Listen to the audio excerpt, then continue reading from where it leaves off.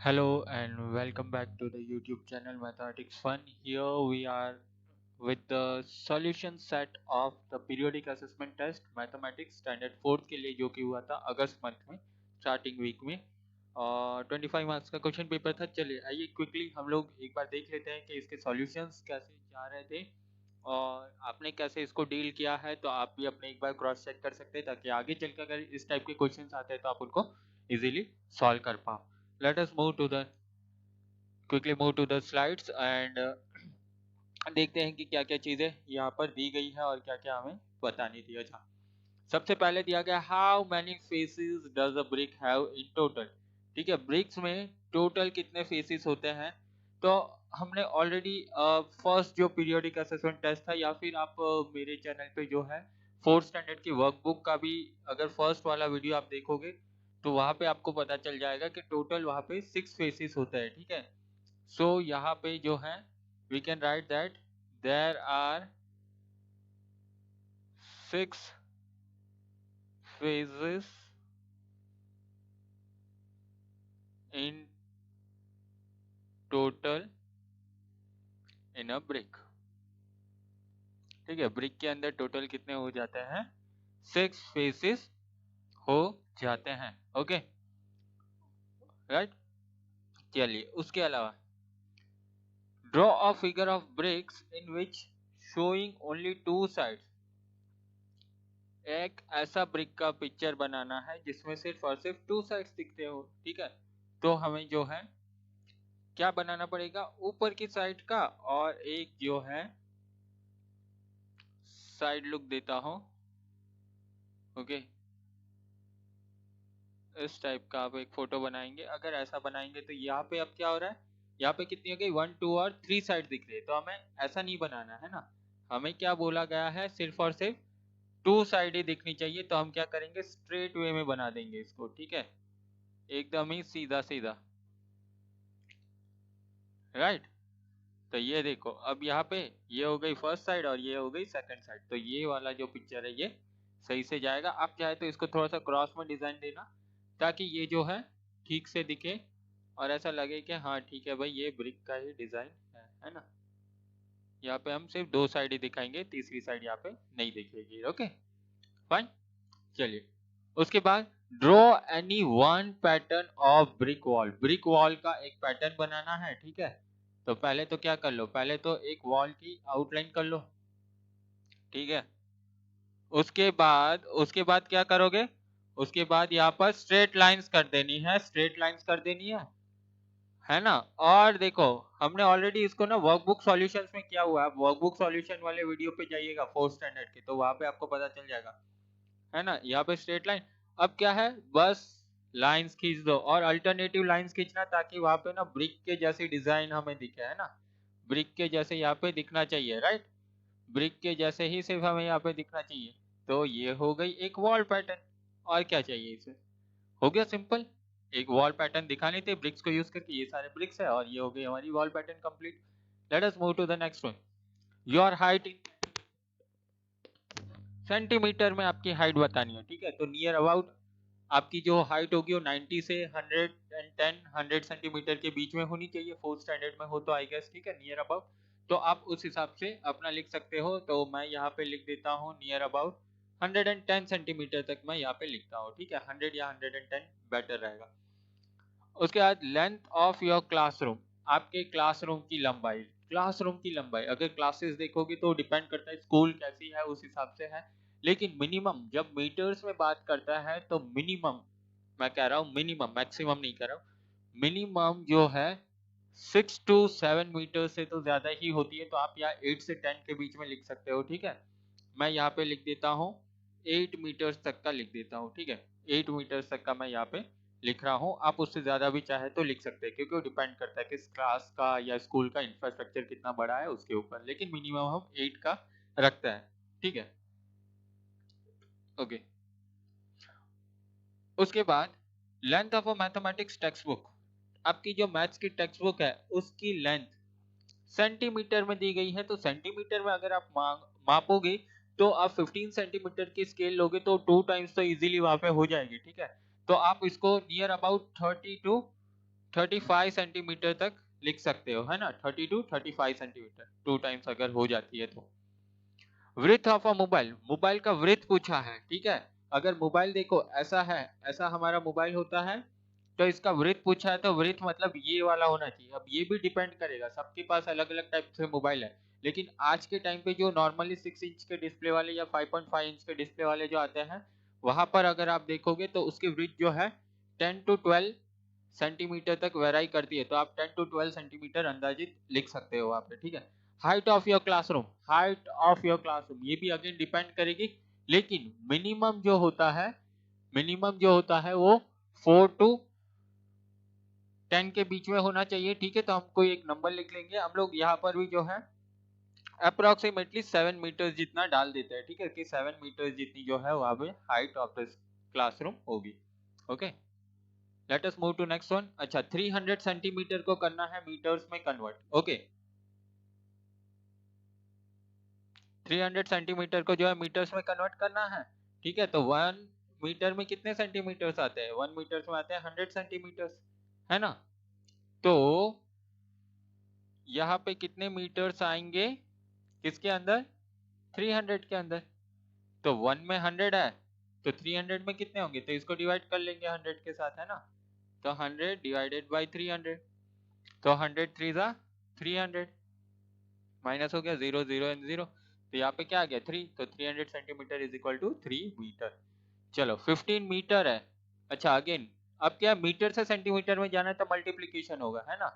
तो 1 metre equal to 100 centimetre है, तो 15 मीटर में कितना हो जाएंगे? तो 15 इज इक्वल टू 15 इंटू 100, तो ये कितना हो जाएगा 15, देखो 15 1 15 और 2 0, तो 1500, ठीक है। तो यहाँ पे आएगा 1500 centimetre.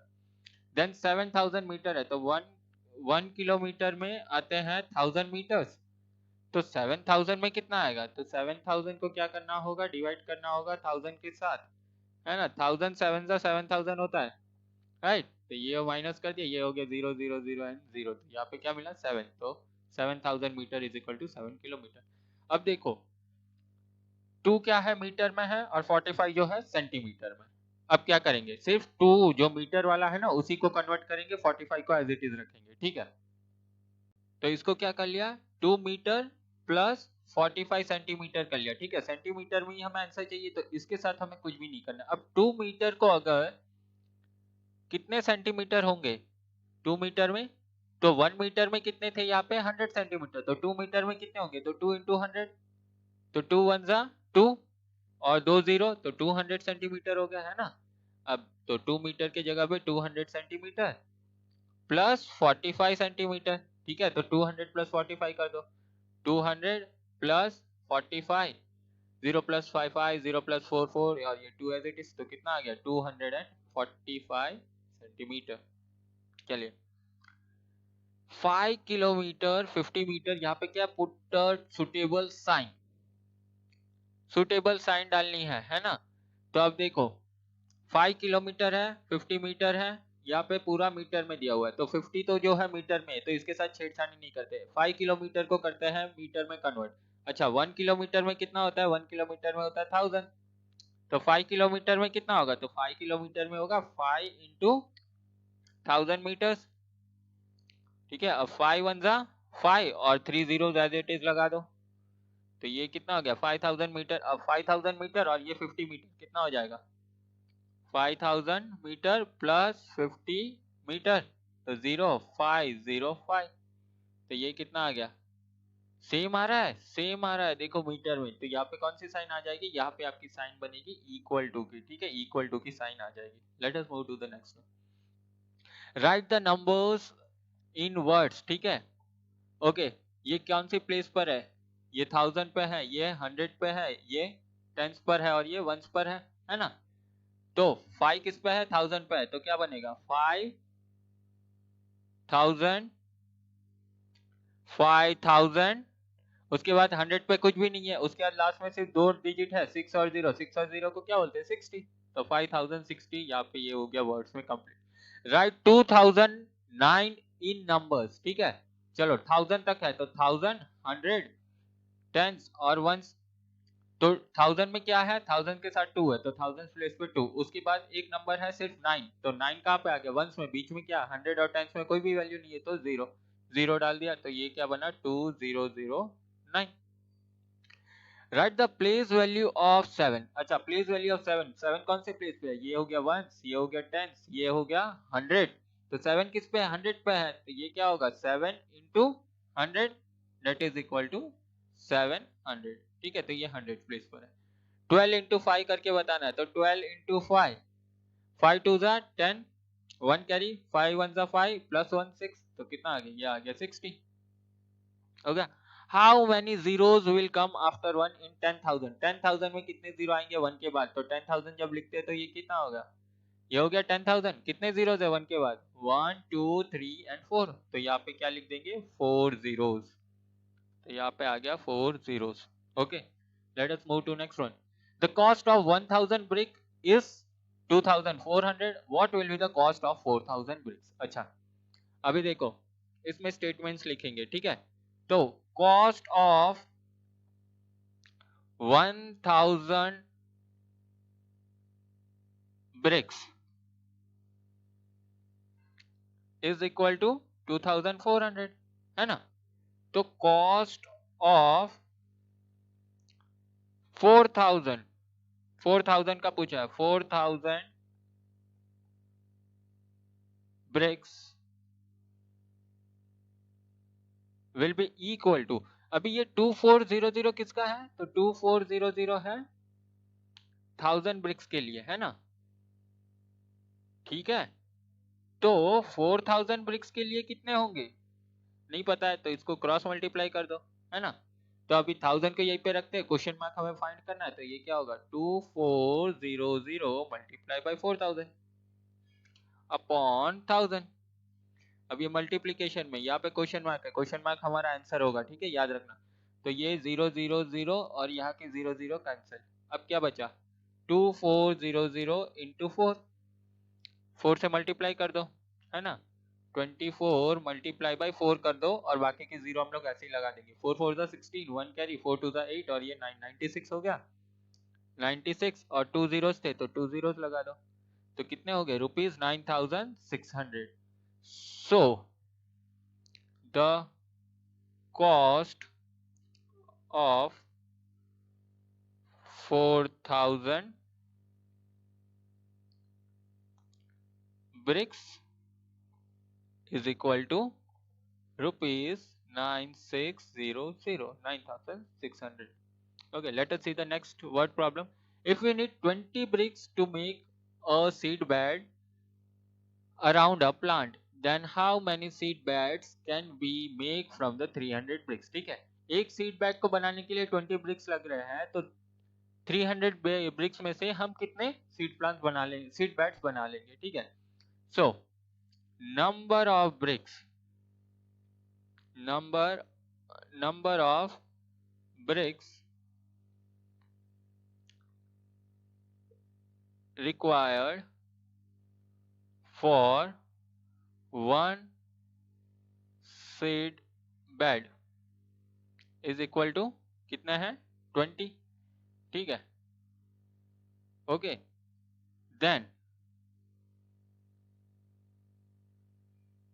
Total number of bricks वो कितना है, वो है 300, ठीक है, अब क्या है number of bricks, sorry, number of seed beds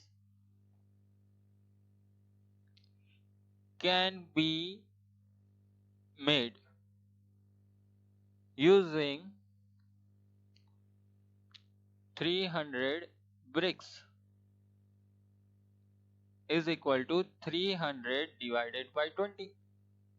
चलो इसको साइड में रफ वर्क में बता देना, 300 है, यहाँ पे 20 है, 21 जा 20, माइनस किया 3 माइनस 1 1 0 और एक 0 नीचे उतरा तो 25 जा 100, ये क्या आ गया 0 0 एंड 0 हो गया, तो कितना आ गया 15, तो इसका आंसर आया 15।